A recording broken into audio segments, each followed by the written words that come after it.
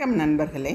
ஒரு ஊரில் ஒரு ராஜா ஆட்சி செய்து வந்தபோது ராஜாவை சந்தித்து பேச அந்த நாட்டில் உள்ள புத்திசாலித்தனம் நிறைந்த சாதாரண மனிதன் விரும்பினான். ஆனால் ராஜாவை அவனால் நெருங்கக்கூட முடியாததை அடுத்து அவன் அந்த ஊரில் உள்ள மக்களுக்கு தேவையான காரியங்களை செய்தான். தான தர்மங்களை செய்ததுடன் பசியால் வாடியவர்களுக்கும் இல்லாதவர்களுக்கும் தினமும் சாப்பாடு கிடைக்கும்படி அன்னதானம் செய்து வந்தான். அது தவிர குளங்கள், ஏரிகள், நீர்வரத்து கால்வாய்கள் போன்றவற்றை ஏற்படுத்தினான். அதனால் அவனது செயல்கள் குறித்த அனைத்து தகவல்களும் ராஜாவிடம் போய் சேர்ந்தன.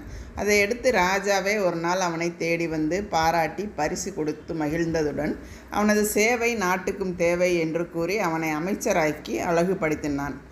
இது நடக்கக்கூடிய விஷயம்தானே. நாம் எல்லோருமே இதை முயற்சி பண்ணலாமே. அப்படி என்றால் தானம், தர்மம் போன்ற செயல்களில் தொடர்ந்து நாம் ஈடுபட்டு வந்தால் நம்மை தேடி இறைவனே வருவது நிஜமா?